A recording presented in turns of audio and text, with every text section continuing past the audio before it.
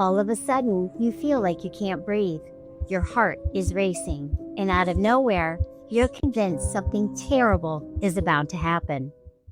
What if I told you that your body can go into full flight or fight mode, even when there's no danger at all? That's the truth behind panic attacks, and they're more common than most people realize, especially during the perimenopause and menopausal years.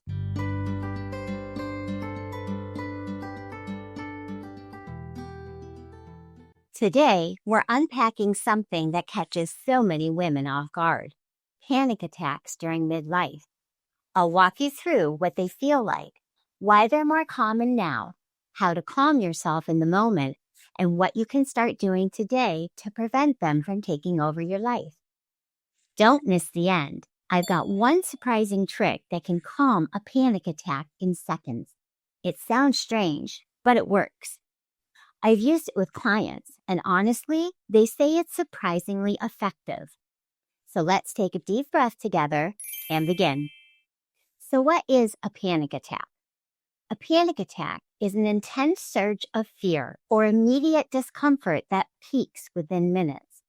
You suddenly feel short of breath, tightness in your chest, a racing heartbeat, nauseous or dizzy, sweaty, shaky, or even a sense of detachment from your own body. That's a fight or flight response, just without a clear danger in sight. What many people don't realize is that panic attacks aren't life-threatening, even though they feel like something is seriously wrong. Your brain is misinterpreting a physical or emotional trigger as dangerous, which sends your body into survival mode.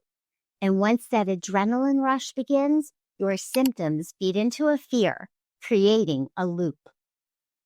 Understanding that this is a false alarm, not a heart attack or a breakdown, is the first step in calming your mind's response.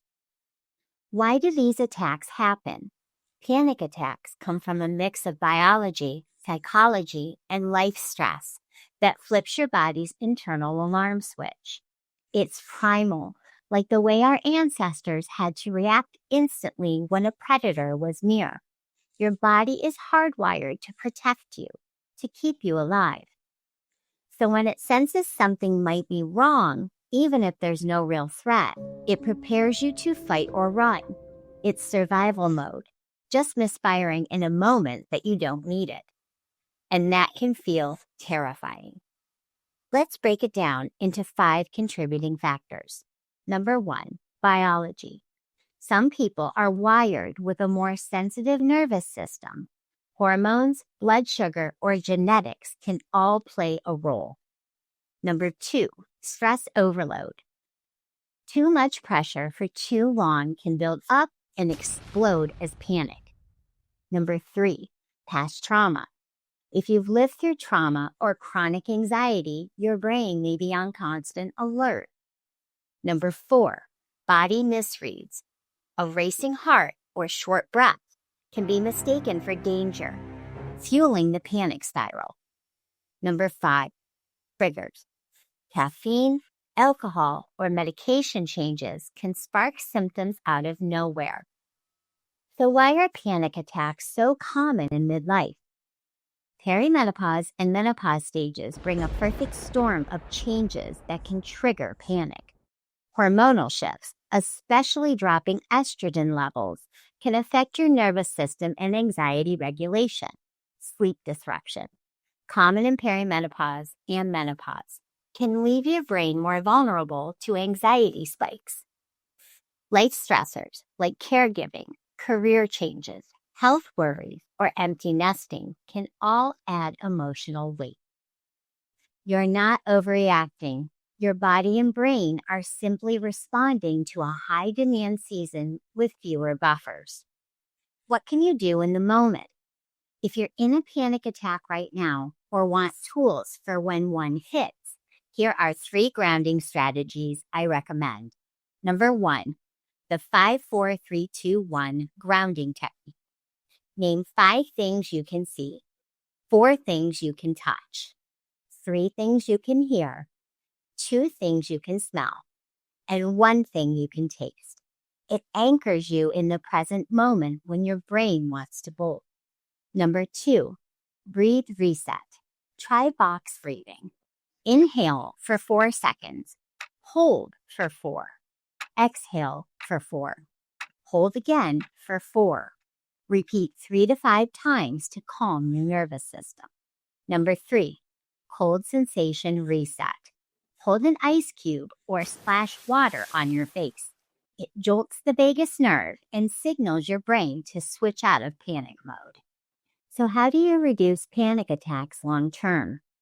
Managing panic long term is all about building emotional resilience and reducing nervous system overload.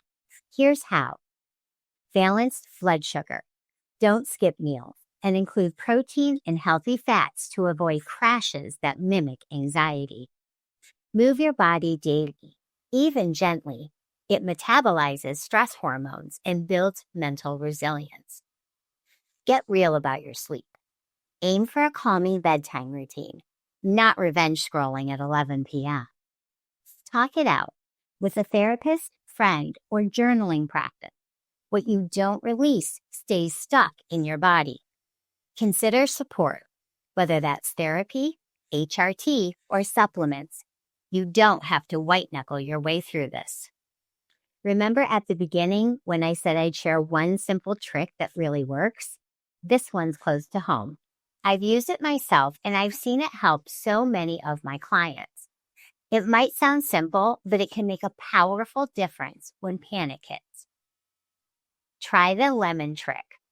Keep a lemon wedge or sour candy nearby. If you feel a panic attack coming on, bite into it. The intense sour shock snaps your brain out of the panic spiral by activating your salivary glands and forcing your focus to shift. It engages your senses fast, kind of like shaking your nervous system awake. It might sound odd, but it works by interrupting the feedback loop between body and brain and gives you a moment of control. Give it a try. I think you'll find the results pretty surprising. Midlife can feel overwhelming, but your panic attacks don't have to consume your life. With the right tools, support, and self-awareness, you can move through them and feel grounded again. If this video helped you, give it a like, subscribe, and share it with another woman who might need it today. And let me know in the comments, have you suffered from panic attacks in the past? Are they worse in midlife? What are some tips you use to get through them? You are not alone, and you're not broken. You're just in the season of powerful transformation.